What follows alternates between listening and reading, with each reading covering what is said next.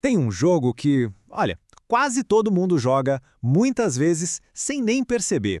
E o pior, não tem vencedor, só estrago. É o famoso jogo da culpa. E nessa análise, a gente vai descobrir por que largar esse jogo pode ser a decisão mais libertadora da vida. E aí, sua familiar? A fonte que a gente está analisando hoje começa com essa cena que é simplesmente perfeita.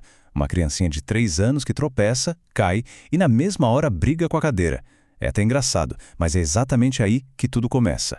Essa é a primeira jogada no que a gente chama de jogo da culpa.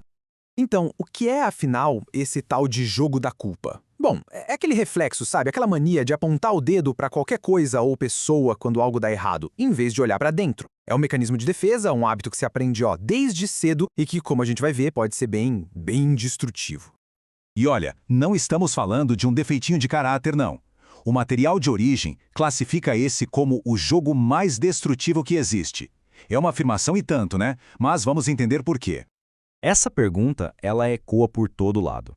A fonte cita uns exemplos clássicos, os discípulos perguntando para Jesus sobre um cego de nascença, a culpa é dele ou dos pais? A gente vê isso em divórcios, em vícios. A primeira reação é quase sempre achar um culpado. Parece que a gente precisa de um alvo para nossa frustração. E aqui está o ponto central. Apesar de ser um jogo super popular, ele tem uma característica bem única. Ninguém, absolutamente ninguém, ganha. Vamos ver agora em detalhes as consequências devastadoras que o material aponta.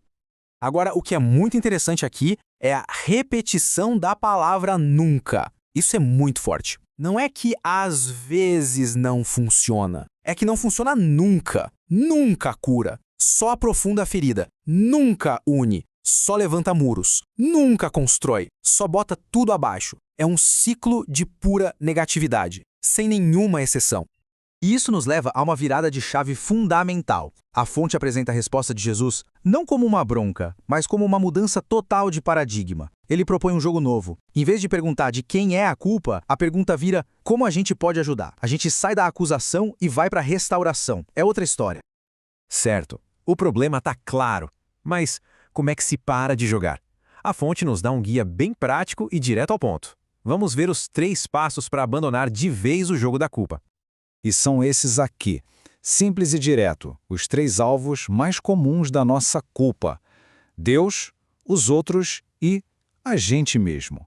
O caminho para sair do jogo é encarar cada uma dessas áreas. Então, vamos analisar um por um. O primeiro passo mexe com uma tendência muito humana. Quando se passa por uma dificuldade enorme, um luto, um aperto financeiro, uma doença grave, é muito tentador olhar para cima e perguntar por quê. É um jeito de tentar achar sentido onde parece não ter, mas que acaba prendendo a gente num ciclo de amargura.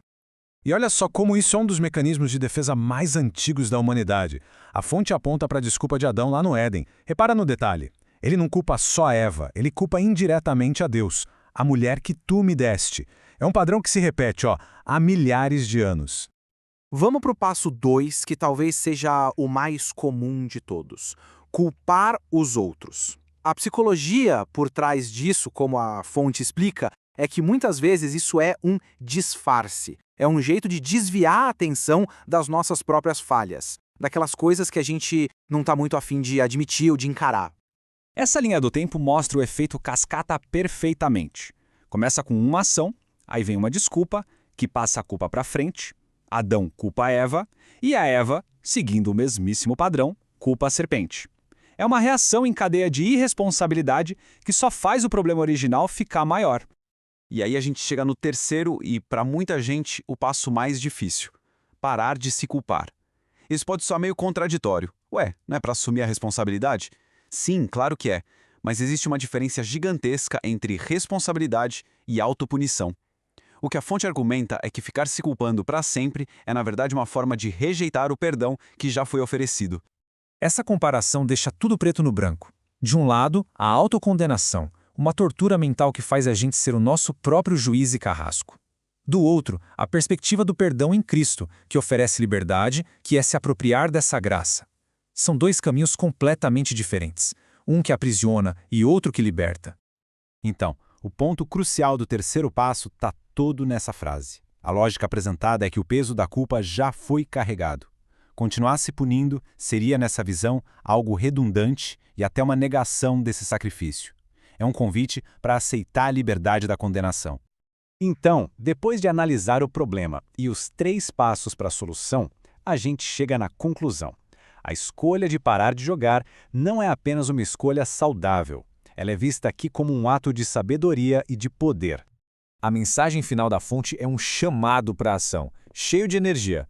Não é um pedido, é quase uma ordem. Levante-se. É um chamado para sair desse estado de queixa, de vitimismo e encarar o dia com uma nova perspectiva, a do perdão e da responsabilidade.